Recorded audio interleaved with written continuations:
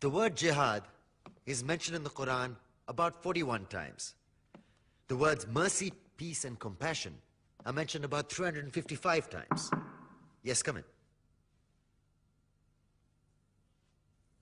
Come on in, Riaz. Sit down, please.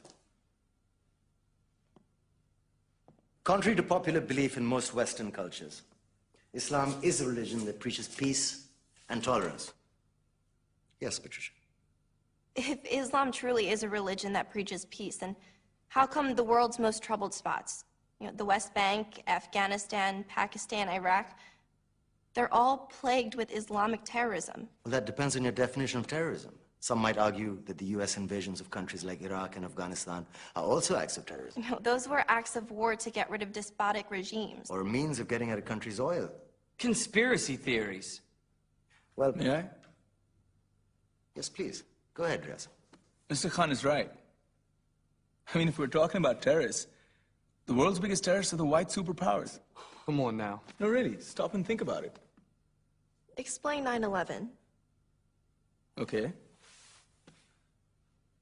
Do you know how many people died in the Twin Towers strike? Around 3,000. And do you have any idea how many people died in the bombing of Afghanistan? Take a wild guess. More than 15,000 people died. And that's just conservative figures. About 50,000 tons of explosives were dropped on innocent civilians. Men, women, children. Yeah, but that was because of the Taliban.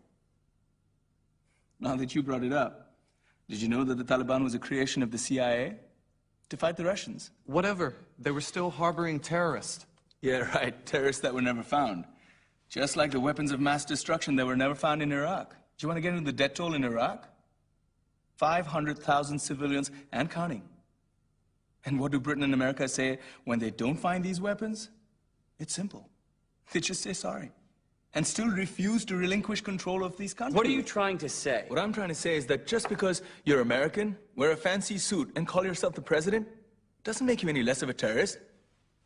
I'm saying that if you don't stop meddling in other people's countries, you will face a backlash. If Muslims like you feel that way, then why don't you get out of our country? We will. As soon as you promise to leave ours.